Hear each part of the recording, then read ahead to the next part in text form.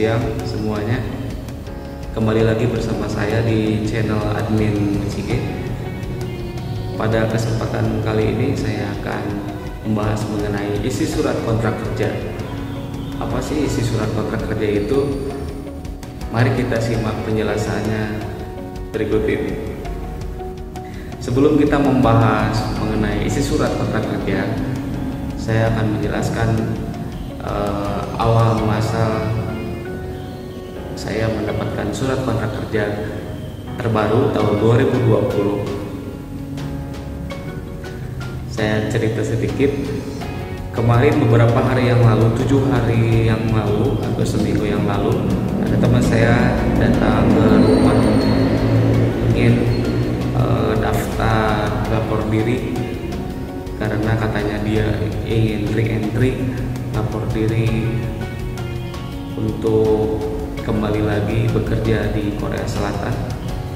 Katanya dia sudah berada di Indonesia kurang lebih 1 bulan dan akan kembali lagi ke Korea dengan istirahat 3 bulan di Indonesia. Kalau dulu lapor diri itu harus lapor ke Jakarta langsung, kalau sekarang regulasinya berbeda secara online dikarenakan situasi saat ini tidak memungkinkan untuk berangkat langsung ke Jakarta karena pencegahan penyebaran virus COVID-19. Nah, waktu itu dia ingin lapor diri secara online dan minta bantuan kepada saya. Bisa nggak katanya lapor diri mendaftarkannya secara online? Insya Allah bisa. Saya langsung masuk ke situs Tuji. Di sana ngisi formulir dan melampirkan data-data yang diperlukan seperti KTP, paspor, surat kontrak kerja, dan pas foto. Setelah selesai, maka surat kontrak kerja yang terbaru itu saya masih ada di komputer saya. Maka saya akan jelaskan bahas apa saja sih yang ada di surat kontrak kerja tersebut. Kita bahas.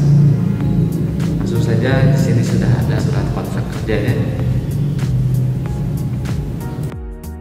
Mungkin bagi rekan-rekan sekalian yang sudah mengetahuinya dikarenakan mungkin sudah bekerja di Korea Selatan atau pernah bekerja di Korea Selatan, mungkin sudah tidak asing bagi kalian.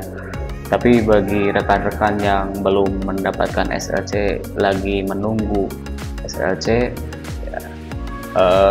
ini saya jelaskan surat isi kontrak kerja itu seperti ini. Langsung saja ke penjelasan. Di sini ada standar kontrak kerja.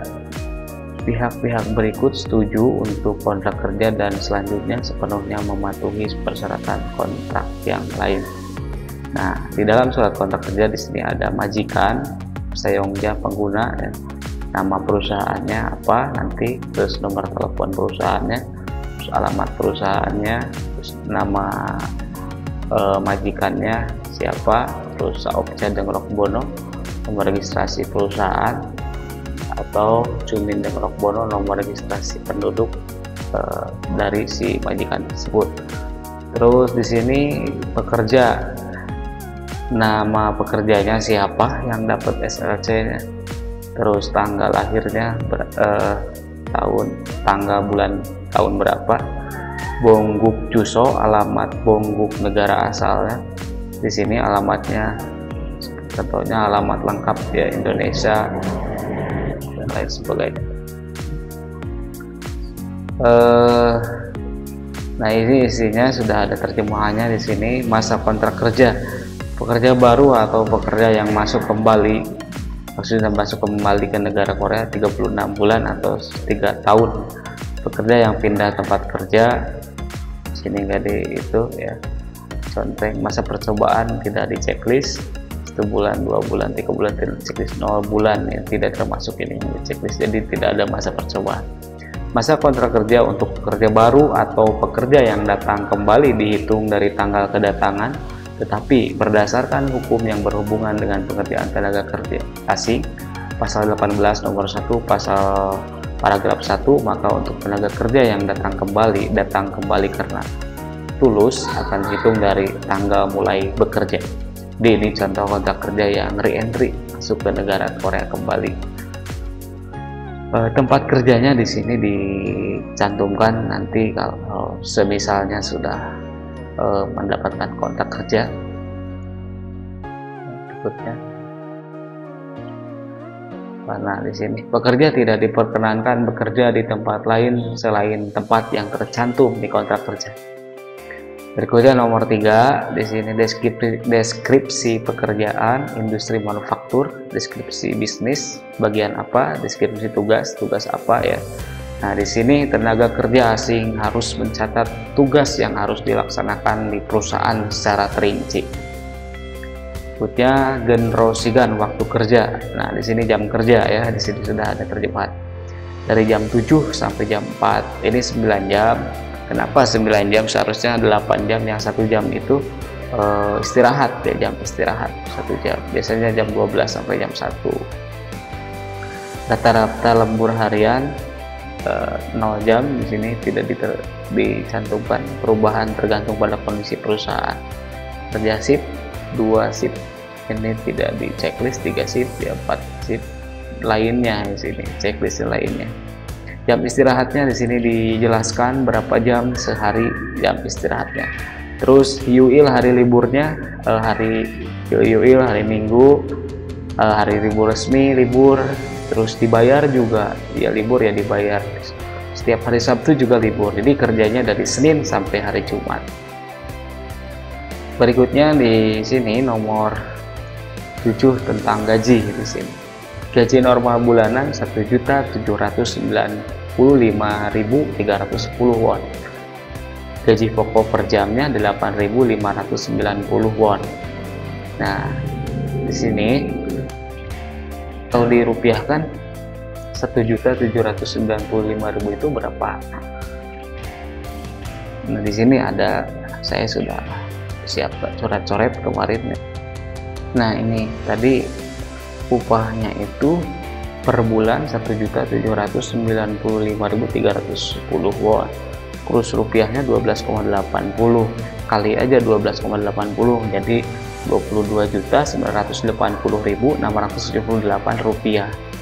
Jadi satu bulan lumayan gede ya, 22.980.678 rupiah. Ini tanpa lembur Senin sampai hari Jumat ya, karena tadi ditertera Sabtu libur ya, satu hari 8 jam kerja. Terus upah per jamnya tadi 8.590 won. Kalau rupiahnya berapa per jamnya? Kali aja 12,8. Jadi per jamnya gaji di sana 109.952.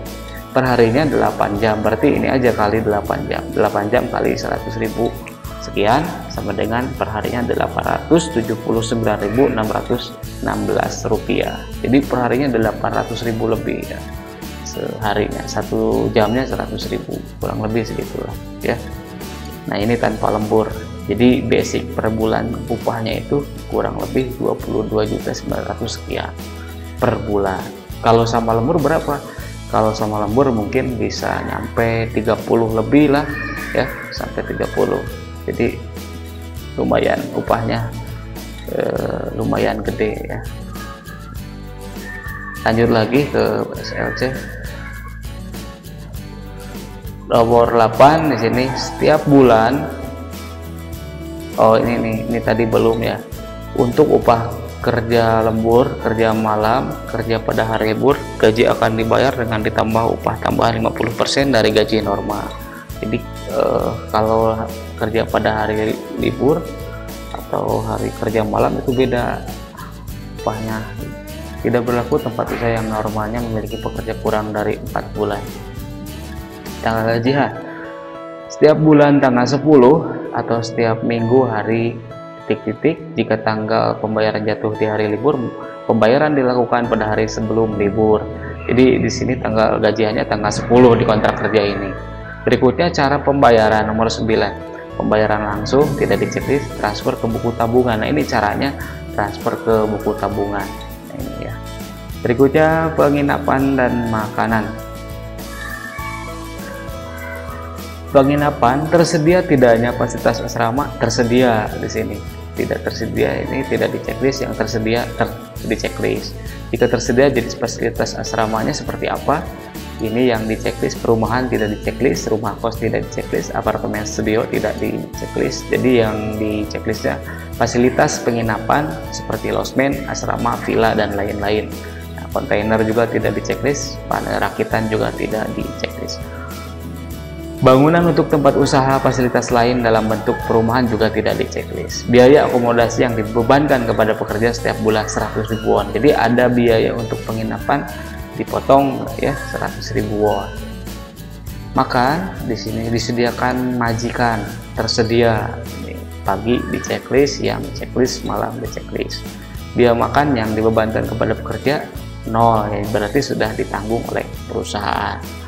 Untuk penginapan dipotong 100.000 won, ya itu minim ya dibandingkan dengan upahnya tadi 1.795.310 won, yang dipotong 100 minim ya, belum itu lembur dan lain sebagainya.